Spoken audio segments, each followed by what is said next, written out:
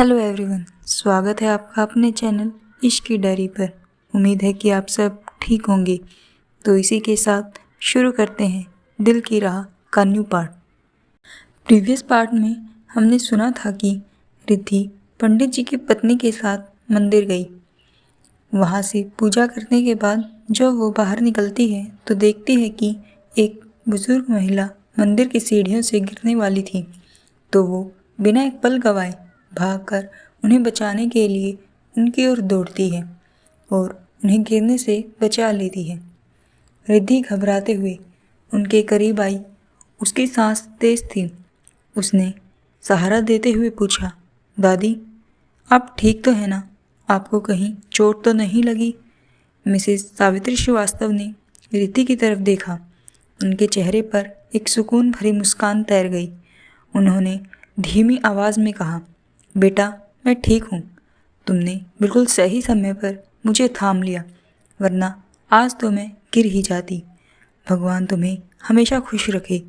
इतना कहकर जब उन्होंने रिद्धि के चेहरे की तरफ थोड़ा गौर से देखा तो उन्हें उसकी आंखों में एक अनकही उदासी दिखी जो उनसे छिप नहीं पाई। सावित्री जी ने फिक्र करते हुए रिद्धि से पूछा कि बेटा तुम ठीक तो हो? तुम्हारे चेहरे पर ये मायूसी कैसी है? क्या कोई परेशानी है? तुम बहुत उदास सी दिख रही हो। रिद्धि ने अपनी उदासी को एक फीकी मुस्कान के पीछे छिपाने की कोशिश की और कहा, नहीं दादी जी, ऐसी कोई बात नहीं है।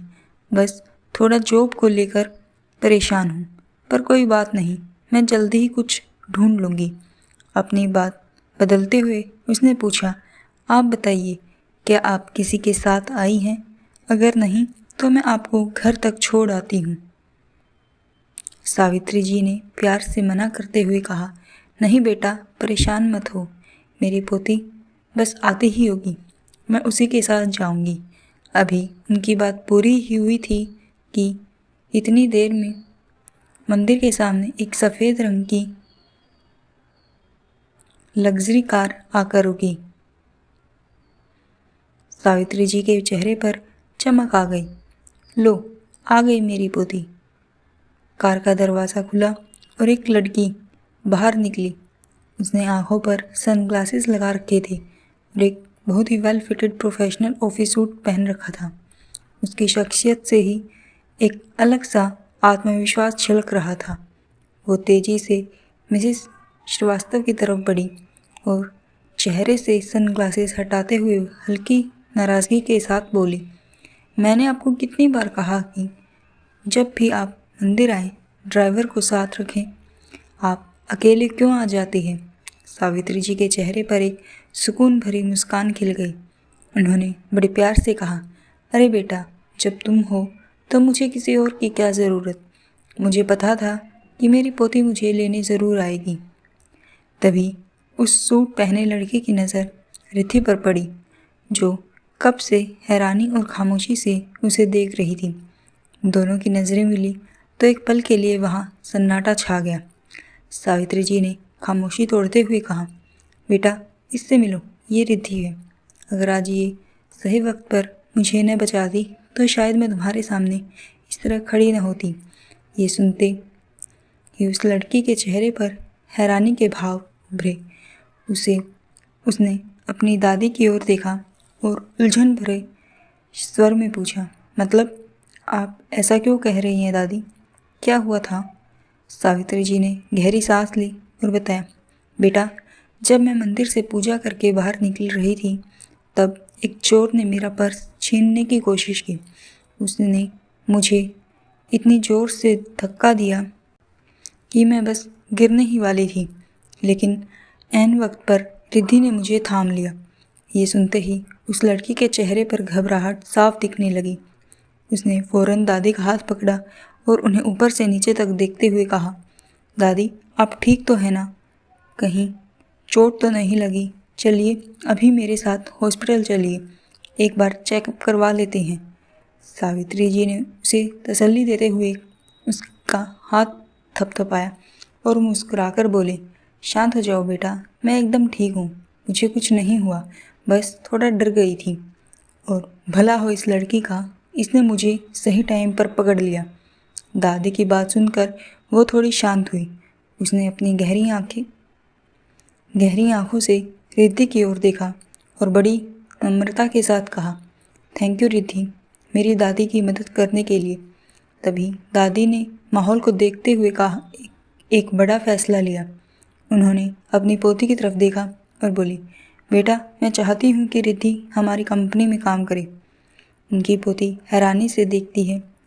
वो कुछ बोलने ही वाली थी, पर दादी कि तभी सावित्री जी ने हाथ के इशारे से उसे बीच में ही रोक दिया। पर वह कुछ नहीं, मैंने बोल दिया तो बस बोल दिया। उनकी पोती मुस्कुरा दी। वो जानती थी कि दादी की जिद के आगे किसी की नहीं चलती। उसने पर्स से अपना बिजनेस कार्ड निकाला और रिद्धि की ओर बढ़ाते हुए कहा, ठीक है मिस रिद्धि, आप कल ऑफिस आ जाइएगा। मैनेजर आपको जॉब और बाकी फॉर्मेलिटीज़ के बारे में समझा देंगे। रिद्धि हिचकिचाते हुए मना करती है, नहीं, इसकी कोई ज़रूरत नहीं है। मेरी जगह कोई और भी होता तो यही करता। मैं इसके बदले में कुछ नहीं चाहती। दादी ने प्यार से रिद्धि का हाथ थामा और समझाया, देखो बेटा, तुम मेरी पोती जैसी ही हो। मैं तुम्हें ये जॉब सिर्फ इसलिए नहीं दे रही कि तुमने मेरी मदद की, बल्कि इसलिए दे रही हूँ क्योंकि तुम्हारे इस मासूम चेहरे पर ये मायूसी मुझसे देखी नहीं जा रही। तुम्हें काम की ज़रूरत है और मुझे एक मेहनती इंसान की, तो मना मत करो। रिद्धि को उनकी ममता भरी बातों के आगे झुकना पड़ा, लेकिन उसके स्वाभिमान ने एक शर्त रख दी। उसने नज़रें उठा कर कहा, ठीक है दादी जी, मैं आऊँगी, पर मैं पहले इंटरव्यू देना चाहूँगी। अगर मैं कभी काबिल हुई और सेलेक्ट हुई तभी मैं ये जॉब ज्वाइन करूँगी। रिद्धि की ये बात सुनकर सामने खड़ी उस लड़की के चेहरे पर एक हल्की सी मुस्कान आ गई। उसे रिद्धि का ये स्वाभिमान पसंद आया। उसने सिर हिलाते हुए कहा, ठीक है मिस रिद्धि, कल आप ऑफिस आ जाइएगा। पहले आपका प्रॉपर इंटरव्यू होगा और उसके बेस पर ही आपका सिलेक्शन। इतना कहकर वो दादी की तरफ मुड़ी और बोलती है कि ठीक है दादी, अब चले, हमें हॉस्पिटल भी तो चलना है ना। रिद्धि भी उन्हें प्रणाम करके पंडित जी की पत्नी के साथ घर की तरफ निकल जाती है। तभी दादी बोलती है, बेटा अधीरा, हाँ, इस लड़की का नाम अधीरा श्रीवास्तव है, मिसेस सावित्री श्रीवास्तव की बड़ी पोती। मिसेस श्रीवास्तव अधीरा से बहुत प्यार करती हैं, या यूँ कहें कि उनकी जान बसती है अपनी पोती में।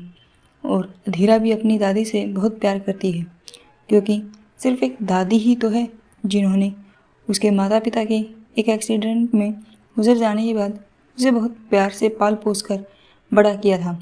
लेकिन उस एक्सीडेंट के पीछे एक गहरा राज छुपा था। अधीरा को आज भी लगता था कि वो कोई मामूली एक्सीडेंट नहीं था। जिस वक्त वो हादसा हुआ था, अधीरा अपने ग्रेजुएशन के लिए विदेश में थी, इसलिए उसे अभी तक असलियत का पता नहीं चल पाया कि उसके माता पिता की मौत के पीछे वाकई कोई साजिश थी या वो महज एक इत्तेफाक था। थोड़ी देर बाद अधीरा दादी के साथ हॉस्पिटल पहुंची। अधीरा दादी के साथ डॉक्टर के कैबिन में जाती है और डॉक्टर से पूछती है कि डॉक्टर, अब कैसी कंडीशन है? आपने कहा था कि ऑपरेशन के बाद ही कुछ पता चल पाएगा, पर अब तो ऑपरेशन हुए 48 घंटे हो गए हैं, पर आप अब भी कुछ नहीं बता रहे। तभी डॉक्टर बोलते हैं कि देखिए मिस अधीरा, आप जिस कंडीशन में पेशेंट को यहाँ लेकर आई थी, उससे अब उनमें काफ़ी सुधार है। एक टाइम था कि उनके बचने की भी कोई उम्मीद नहीं थी। ये तो शुक्र है कि आप उन्हें सही समय पर इस हॉस्पिटल में ले आई, क्योंकि वो पहले जिस हॉस्पिटल में थी वहाँ कुछ ज़्यादा अच्छी फैसिलिटीज़ नहीं थी जो उनके लिए जानलेवा हो सकती थी। डॉक्टर ने आगे कहा, एक अनजान इंसान के लिए आपने इतना कुछ किया, ये वाकई बहुत बड़ी बात है। तभी अधीरा बीच में बोलती है, देखिए डॉक्टर, आज तो आपने बोल दिया, कि वो एक अनजान है, पर आगे ध्यान रखिएगा, गलती से भी ये बात किसी को पता नहीं चलनी चाहिए। और हाँ, अब से वो मेरी छोटी बहन की तरह ही है। मेरी अधीरा कहते कहते रुक गई। उसने एक लंबी सांस ली और अपने आंसू छिपाने की कोशिश की। दादी ने आगे बढ़कर अधीरा के कंधे पर हाथ रखा, जैसे वे उसका दर्द समझ रही हो। तभी डॉक्टर ने माहौल को देखते हुए संजीदगी से कहा, देखिए, हमने अपनी तरफ से पूरी कोशिश कर दी है। अब सब भगवान के हाथ में है। अगर अगले 24 घंटों में उन्हें होश आ जाता है तो ठीक है, नहीं तो वो कोमा में भी जा सकती हैं। और इसी के साथ हमारा ये पार्ट यहीं पर एंड होता है। आखिर कौन है ये लड़की जो हॉस्पिटल में एडमिट है? जानने के लिए सुनते रहिए दिल की राह। मिलते हैं जल्द ही नेक्स्ट पार्ट के साथ। तब तक अपना ध्यान रखिए और खुश रहिए। राधे राधे।